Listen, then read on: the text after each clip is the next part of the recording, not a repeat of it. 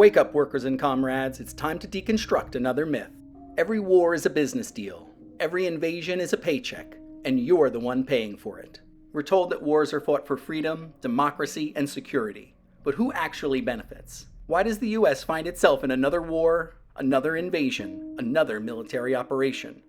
The truth is, war isn't about freedom, it's about profit. The US war machine doesn't serve the people, it serves the defense contractors, weapon manufacturers, and politicians who cash in on endless war. Today we're breaking down how war fuels the military-industrial complex, how the US empire destabilizes entire regions to keep capital flowing, and why the cycle of war will never end under capitalism. In 1961, President Dwight D. Eisenhower, a former general, warned Americans about the growing power of the military-industrial complex. He saw it firsthand: weapon manufacturers, lobbyists, and war-hungry politicians creating a system where war was no longer a last resort. It was an industry. The US spends more on its military than the next 10 countries combined. There are over 750 US military bases in more than 80 countries. The US has been at war for at least 225 years out of its 248-year history. War is not an accident, it's a business model, and the military-industrial complex ensures that war never stops being profitable.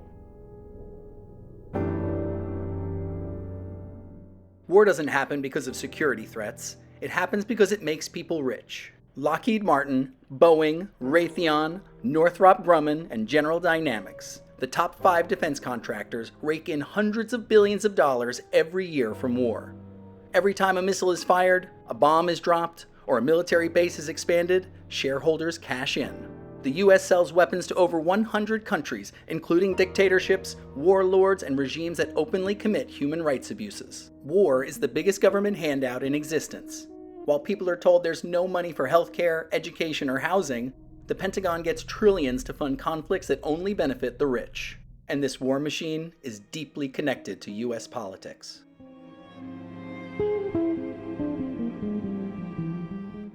It doesn't matter who is in office, war profits must continue. Democrats and Republicans both vote to increase military spending every year. Presidents from both parties launch invasions, drone strikes, and coups. The very same politicians who send troops to war have financial ties to defense contractors. For example, former Secretary of Defense Lloyd Austin sat on the board of Raytheon before joining Biden's cabinet. Former Vice President Dick Cheney made millions from Halliburton, a defense contractor who profited off the Iraq War. Nancy Pelosi, Mitch McConnell, and dozens of members of Congress own stock in weapons manufacturers. This isn't about safety, it's about money. And war never stops, because if peace ever broke out, the war industry would lose billions.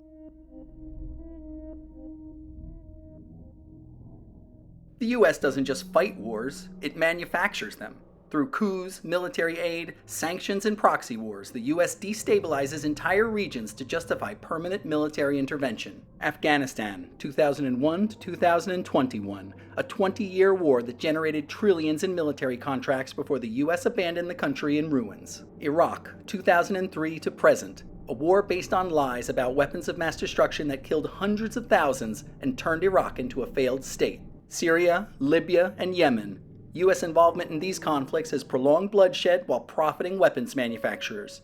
And this isn't new. The US has orchestrated coups, funded right-wing death squads, and backed brutal regimes across Latin America, the Middle East, and Africa, all to maintain control of resources and crush socialist movements. But war isn't just about profits, it's about control. The US doesn't just fight wars, it creates them. When one war ends, another begins. After the Cold War, the US needed a new justification for war spending, so the War on Terror was born. When the War on Terror lost public support, a new enemy was needed. Now the US pushes for conflict with China and Russia.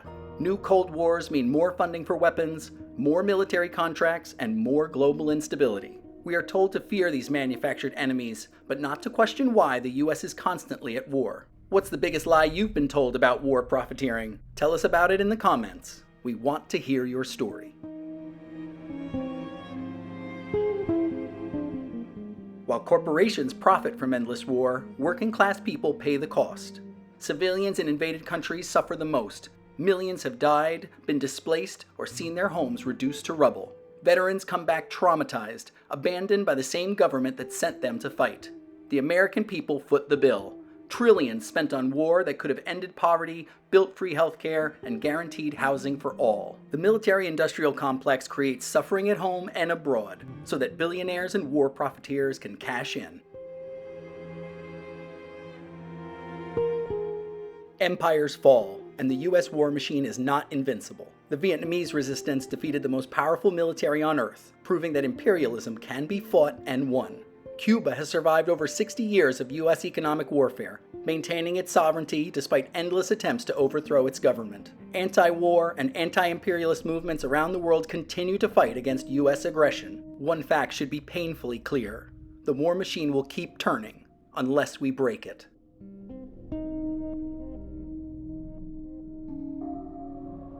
War is not inevitable, it is manufactured for profit.